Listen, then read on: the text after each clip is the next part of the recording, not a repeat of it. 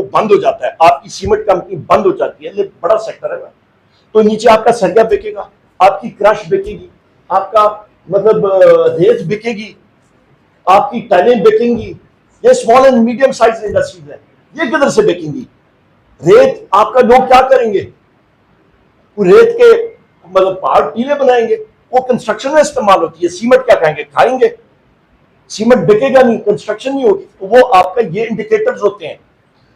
अच्छा, फिर आप आ जाते हैं जनाबे वाला, यहां पे अरस्तु की हम लोग बात कर रहे थे, आपका मिनिस्ट्री ऑफ प्लानिंग में ऐसे इकबाल तो टोटली फेल हो गए ना। और ये भी बताता चलूं कि पब्लिक सेक्टर डेवलपमेंट प्रोग्राम जो इस बजट में इसमें है, इसमें शायद हुआ है आपका 1400 अरब रुपए का था पिछले साल जो कौमी असेंबली ने बजट पास किया था, आपको याद होगा। अभी तक सिर्फ 32% उसकी यूटिलाइजेशन हुई है। कितनी? 32%, यानी 448 अरब रुपए सिर्फ खर्च हुआ है। बाकी किधर गया कोई पता नहीं, जेब में रहेगा। मतलब ये इंतहा है कि आपके पास पैसा मौजूद हो, लिक्विड कैश आपकी जेब में हो, और वो तरक्याती कामों पे आप खर्च ना कर सके।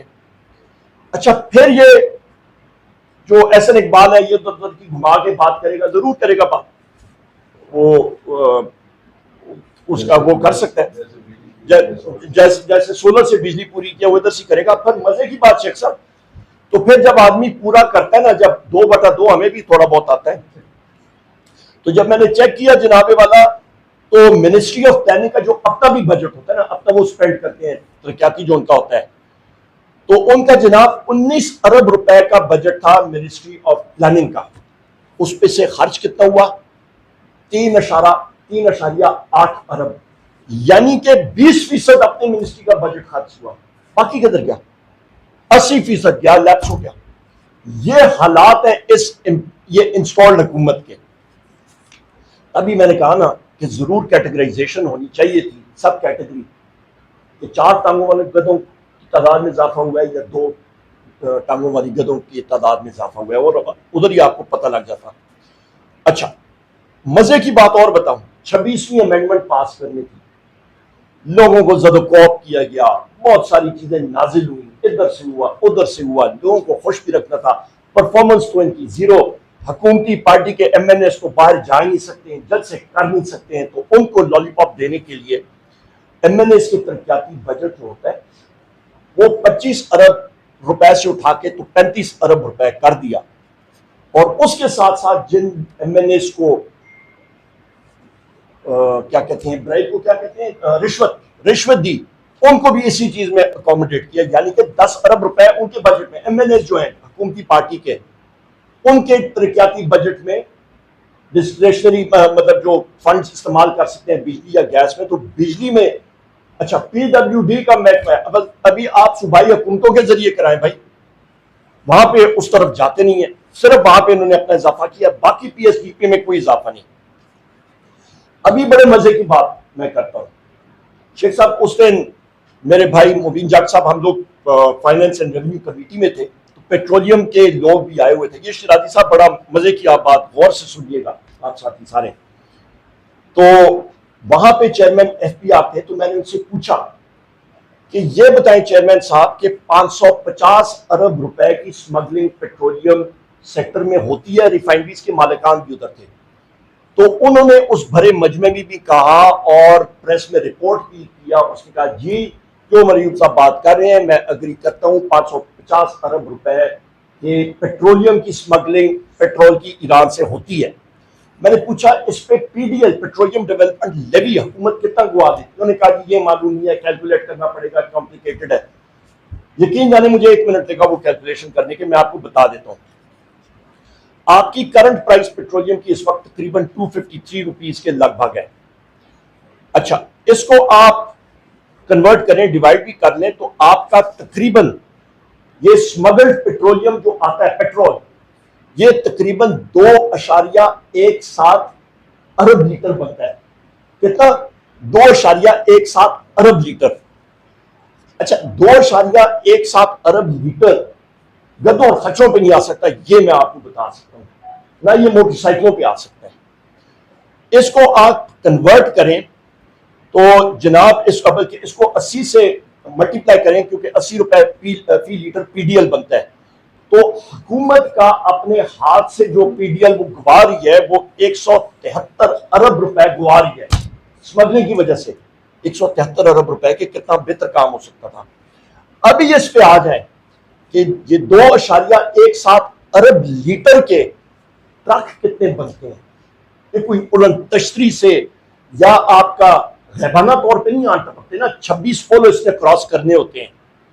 तो जनाब इसके ट्रक तकरीबन आप लगा लें, ये 18 व्हीलर जो टैंकर होता है इस पे 30 से 40 हजार लीटर आता है। तो वो आप करें डिवाइड, उसको करें तो जनाबे वाला ये बनता है, एग्जैक्ट आपको मैं फिगर बताऊं, या 30,000 लीटर के टैंकर का औसत आप लें तो 72,283 आपके टैंकर 18 व्हीलर बनते हैं। मुझे बताएं पाकिस्तान के खवातीन व हज़रात कि 72,283 टैंकर 18 व्हीलर नजर नहीं आते लोगों को।